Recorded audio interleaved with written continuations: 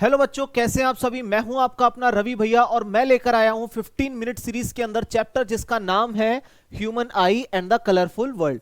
आज हम इस चैप्टर की डिटेल एनालिसिस की तरफ जाएंगे, हम पूरे कॉन्सेप्ट को सीखेंगे और हम इतने अच्छे से इस चैप्टर को पढ़ेंगे कि हमारा एक भी क्वेश्चन गलत नहीं होगा। चलिए हम लोग स्टार्ट करते हैं। जैसा कि आप देख सकते हैं, आप अपनी आंखों से पूरे सुंदर सुंदर चेहरों को देखते हैं, सुंदर सुंदर वर्ल्ड को देखते हैं, अपने आसपास एनवायरमेंट, क्रिएचर, सभी चीज को देखते हैं। तो ये सारा डिफाइन आप लोग पढ़ लेंगे, मैं आपको एक एक करके इन सब के बारे में बता देता हूं।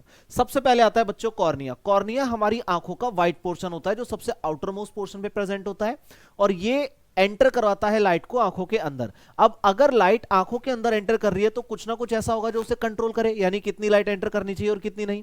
तो उस चीज के लिए हमारे पास प्रेजेंट होता है आइरिस। आइरिस एक मस्कुलर स्ट्रक्चर है कि कितनी लाइट एंटर करनी है आइरिस करवाता है, लेकिन करवाता किससे है? प्यूपिल से। करवाएगा किससे? ये प्यूपिल से।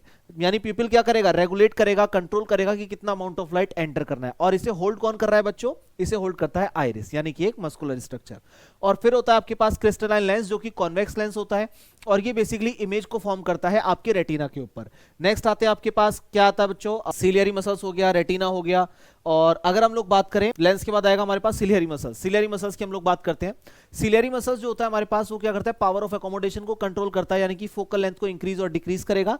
और रेटिना इमेज बनाएगा, एक तरीके से स्क्रीन का काम करता है, पर्दे का काम करता है। नेक्स्ट हम बात करते हैं नर्व सेल। दो टाइप की होती है, rod cells and cone cells. जबकि कॉन सेल जो होती है ब्राइट लाइट में काम करेगी, रॉड जो होती है वो डिम लाइट में काम करेगी। यानी कि हमारे आसपास अगर लाइट जल रही हो तो कौन काम करेगा? कॉन्स। लेकिन अगर हम अंधेरे में पहुंच जाएं अचानक से और हम देखते हैं धीरे धीरे हमें ऑब्जेक्ट विजिबल होने शुरू होते हैं, तो वो काम कौन करता है? Rod cell. और ब्रेन हमारा एक प्रोसेसिंग यूनिट है जो हमारी आंखों की इमेज को ब्रेन ले जाता है अपने पास और वहां पे जाने के बाद हमें दिखाता है कि कैसी इमेज बनी है। नेक्स्ट अगर हम लोग बात करें तो हमारे पास एक टर्म आता है बच्चों जिसे बोलते हैं पावर ऑफ एकोमोडेशन। कहने का मतलब हमारी आंखें ना, हमारी आंखों का जो लेंस होता है वो फोकल लेंथ को चेंज करता है, यानी कि इंक्रीज और डिक्रीज करता है। तो उन सब चीजों को हम लोग क्या बोलते हैं? Power of accommodation. नेक्स्ट आपके पास आता है, यहां पर दो क्वेश्चन आते हैं कि अगर हमारे पास दूर रखा हो ऑब्जेक्ट तब क्या होगा, हमारे पास पास रखा हो तब क्या होगा। अगर ऑब्जेक्ट बहुत ज्यादा दूर होता है तो क्या होता है कि जो फोकल लेंथ होती है ना वो इंक्रीज हो जाती है। इंक्रीज होने का मतलब क्या होता है? जो लेंस होता है हमारा उसे क्या कर देते हैं? थिन कर देते हैं। थिन लेंस होने की वजह से फोकल लेंथ बढ़ गया तो हमें दूर के ऑब्जेक्ट को क्लियरली विजिबल हो जाता है हमें। लेकिन ये उल्टा हो जाता है अगर ऑब्जेक्ट हमारा पास रखा हो। पास ऑब्जेक्ट रखा होने की वजह से क्या होगा? उसे थिक कर देगा, यानी कि फोकल लेंथ को डिक्रीज कर देगा। तो ये दोनों क्वेश्चन का आपको आंसर मिल गया। नेक्स्ट आते हैं आपके पास डिफेक्ट और उसके विजन एंड देयर करेक्शन। सबसे पहले जो डिफेक्ट आएगा वो आएगा मायोपिया। मायोपिया को बोलते हैं बच्चों नियर साइटेडनेस, यानी कि जब दूर का दिखना बंद हो जाए तो उसे बोला जाता है मायोपिया। अब अगर दूर का दिखना बंद हो गया इसका मतलब जो इमेज है वो रेटिना से पहले बन रही है तो ब्लर इमेज हमें दिखती है। तो इसे सॉल्व करने के लिए हम क्या करते हैं? कॉनकेव लेंस का यूज करते हैं ताकि वो और ज्यादा डाइवर्स हो और जाकर के रेटिना पे प्रिसाइज इमेज बने। नेक्स्ट जो आपके पास आता है डिसऑर्डर उसे हम बोलते हैं बच्चों हाइपरमेट्रोपिया। हाइपरमेट्रोपिया को बोलते हैं फार साइटेडनेस, यानी कि दूर के ऑब्जेक्ट तो सही दिखते हैं लेकिन पास के जो ऑब्जेक्ट है वो क्लियरली विजिबल नहीं होते। अब ऐसी कंडीशन के अंदर जो इमेज फॉर्मेशन होता है ना वो रेटिना के भी पीछे होता है, तो उसे वापस से रेटिना पे लाने के लिए यूज किया जाता है कॉन्वेक्स लेंस। मैं वापस बताता हूं, हाइपरमेट्रोपिया में कॉन्वेक्स लेंस को यूज करते हैं करेक्ट करने के लिए, जबकि मायोपिया के अंदर हम लोग कॉनकेव लेंस को यूज करते हैं उसे करेक्ट करने के लिए। नेक्स्ट आपके पास आता है प्रेस बायोपिया। ये भी सेम है, इसके अंदर पावर ऑफ एकोमोडेशन जो होता है ना वो बिगड़ जाता है पूरे तरीके से आंखों का। इसे भी हम ठीक करने के लिए क्या यूज करते हैं? कॉन्वेक्स लेंस को यूज करते हैं। मायोपिया हाइपरमेट्रोपिया आपका हो गया। नेक्स्ट आता है आपके पास ट्रायंगुलर प्रिज्म। प्रिज्म के बारे में ये बहुत सारे पॉइंट लिखे हैं, आप इन्हें एक बार रीड कर लीजिएगा, मैं आपको शॉर्ट में बता देता हूं। होता क्या है कि व्हाइट लाइट प्रिज्म के अंदर जैसे ही एंटर करती है तो उसे बोलते हैं बच्चों इंसिडेंट रे, लेकिन वो जैसे ही बाहर निकलती है उसे बोलते हैं इमर्जेंट रे। इमर्जेंट रे जब निकलती है तो वो 7 कलर के अंदर ब्रेक डाउन हो जाती है अपनी अपनी वेवलेंथ के अकॉर्डिंग, यानी कि वेवलेंथ सबसे ज्यादा किसका हुआ? रेड का हुआ, तो वो सबसे कम डिस्पर्स होगा। और सबसे कम वेवलेंथ किसका होता है बच्चों? विवग्योर, यानी कि वायलेट का, तो वो क्या होगा? सबसे ज्यादा डिफरेंशिएट होगा, यानी कि सबसे ज्यादा डिस्पर्स होगा एक तरह से। तो आप लोग जो पढ़ते हैं ना इसे पढ़ते हैं बच्चों विवग्योर से, यानी कि वायलेट का जो डिस्पर्जन है वो सबसे ज्यादा होता है और वेवलेंथ सबसे कम, लेकिन जो रेड होता है उसका वेवलेंथ सबसे ज्यादा होता है और डिस्पर्जन सबसे कम।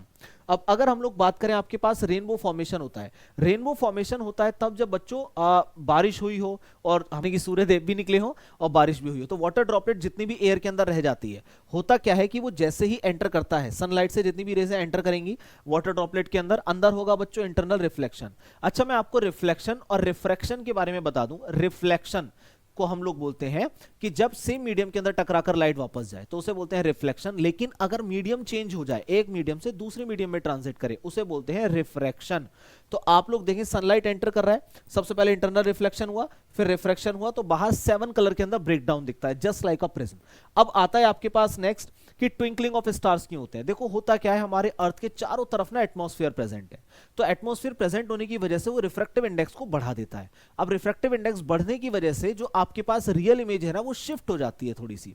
जैसा कि आप देख सकते हैं जो अपरेंट है वो इंक्रीज हो गया, होना यहां चाहिए था, दिखना आपको यहां चाहिए था, लेकिन यहां की बजाय क्या दिखता है ऊपर, तो आपको ऐसा लगता है कि ट्विंकलिंग ऑफ स्टार्स हो रही है। और सिर्फ यहीं तक नहीं, आप इसे और कहां देखते हैं बच्चों, इसे आप लोग देखते हैं early sunset and delayed sunrise के अंदर। सेम फिनोमेना, एटमॉस्फेयर हमारे पास प्रेजेंट है, वेवलेंथ के ऊपर ये डिपेंड करता है। आप इस पैराग्राफ को पूरा पढ़ेंगे तो आपको समझ में आ जाएगा कि 2 मिनट का फर्क होता है सनराइज और सनसेट के अंदर, इसी वजह से होता है बच्चों। आप देखें, आपको दिखना कहां चाहिए था, एपरेंट पोजीशन यहां, ये नॉर्मल पोजीशन है, एक्चुअल पोजीशन यहां पर ना दिखकर आपको कहां दिख रहा है, यहां दिख रहा है बच्चों। किसकी वजह से, एटमॉस्फेयर। और एटमॉस्फेयर क्या करेगा, रिफ्रैक्टिव इंडेक्स को चेंज करेगा, जिसकी वजह से हमारी आंखों को थोड़ा सा धोखा हो जाता है। नेक्स्ट अगर हम बात करें टिंडल इफेक्ट, हमारे आसपास एटमॉस्फेयर के अंदर ना सारी गैसियस प्रेजेंट है, सारे के सारे पार्टिकल प्रेजेंट है, स्मोक प्रेजेंट है, फॉग प्रेजेंट है, तो उन सब से टकराने के बाद लाइट जब डिस्पर्स करती है तो वो एक सुंदर सा इफेक्ट देती है जिसे हम लोग बोलते हैं टिंडल इफेक्ट। अब आता है स्काई अपीयर क्लियर ब्लू, यानी कि स्काई जो होता है वो ब्लू क्यों दिखता है, बहुत सिंपल है भाई। अब हमारे पास क्या प्रेजेंट है, एटमॉस्फेयर। अब एटमॉस्फेयर से लाइट टकराएगी तो जाकर के डिस्पर्स होगी, तो सबसे पहले डिस्पर्स कौन होगा, वायलेट, ब्लू। यहां तक की बात क्लियर है, क्यों होगा, क्योंकि हम जानते हैं कि इनकी वेवलेंथ सबसे कम है, तो थोड़ा सा ट्रेवल करेंगे, एकदम फैल जाएंगे, तो सब इसीलिए हमें क्या देखने को मिलता है, जो स्काई है वो ब्लू देखने को मिलता है। तो यहां तक अगर आप चैप्टर में बने हुए हैं तो आई होप कि आपके सारे के सारे कॉन्सेप्ट जो होंगे वो बहुत अच्छे से क्लियर हो गए होंगे। आप फटाफट से जाइए और इस चैप्टर के PYQ लगाएं, और इस वन शॉट को बहुत अच्छे तरीके से डिटेल एनालिसिस के लिए आपको पढ़ाया गया है, और अब आप बहुत अच्छे तरीके से पढ़कर अपने मार्क्स को गेन करें। Thank you.